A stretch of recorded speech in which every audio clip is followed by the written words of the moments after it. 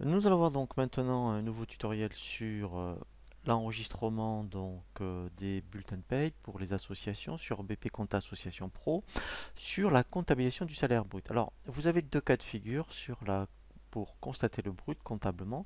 Soit vous constatez juste la ligne salaire brut qu'on va voir sur un bulletin et vous mettez tout dans le 641 000. Soit ça vous intéresse de distinguer certaines lignes du brut parce que donc, vous souhaitez faire des analyses, vous voyez, donc comme par exemple isoler les primes. Donc c'est-à-dire qu'ici, par exemple, salaire de base, vous le mettriez dans un 641, les primes 641 300, les congés payés 641 200 par exemple, et les absences par exemple un 641 400. C'est un exemple. Alors nous pour l'instant, comme c'est tout nouveau, on va faire simple. Alors après, il y a des formations vidéo qui vous seront proposées donc sur des enregistrements particuliers donc par rapport au bulletin de paye.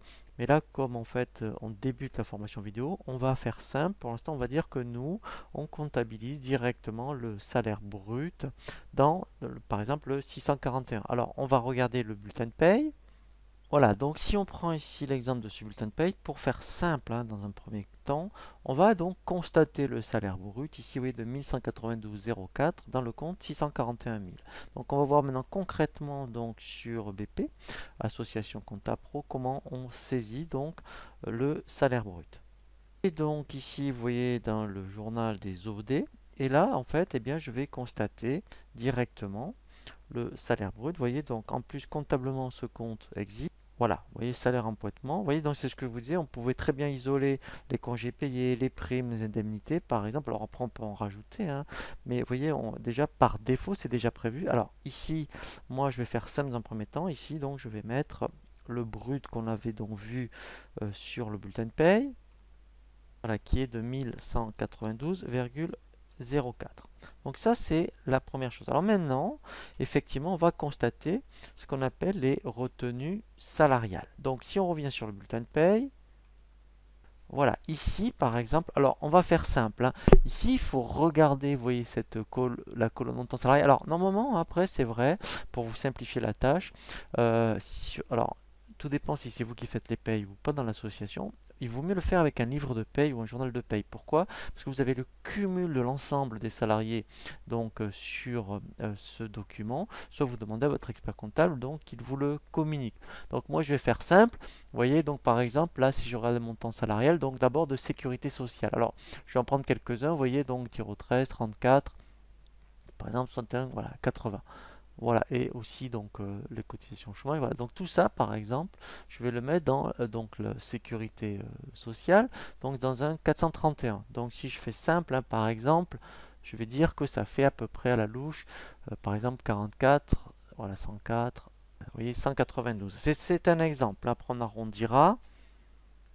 Donc ici, je vais constater le salarial. Donc ici, je vais mettre le compte 431. Voilà, vous voyez, sécurité sociale. Et au crédit, ici, donc je vais mettre 192. Voilà. Voilà. Vous voyez que après, on va constater donc les retenues salariales. Voilà, sécurité sociale, chômage, retraite et prévoyance, pareil. Donc si je regarde les cotisations retraite, donc ici, par exemple, voilà, vous voyez, donc il y a, mettons, 35 et 10. Allez, on va dire que ça fait, mettons, 45, pour faire simple. Ici, comptablement, je vais rajouter un 437. Alors, on va voir s'il existe, caisse de retraite. Voilà, vous voyez. Alors, nous, on va dire que celui-ci est destiné aux caisses de retraite. On verra s'il y a des prévoyances. Donc, j'avais dit ici au crédit 45. Alors après, effectivement, s'il y a des mutuelles et des prévoyances, il faudrait rajouter ici des 37. Donc on va vérifier s'il y en a, par exemple. Voilà, vous voyez qu'ici, au niveau salarial, vous voyez, si on regarde bien, il y a une mutuelle, vous voyez, 26 euros. Donc c'est ce que l'on va faire. Ici, je vais rajouter un 437. Voilà, donc là, il y a bien le compte mutuel. Voilà, donc je crois que ça, on avait dit 25 euros. Voilà. Et ensuite, il faut constater le net à payer. Donc là, je vais saisir un compte 421. Alors, soit vous avez un 421 par salarié, soit on a ce qu'on appelle un collectif. C'est-à-dire qu'en fait, vous mettez le cumul de tous les nets à payer dans le... Voilà. Alors, moi, je vous conseille plutôt de les isoler et de mettre ce qu'on appelle un compte par salarié. Hein, c'est beaucoup plus simple. Voilà. Et là, donc, si c'était...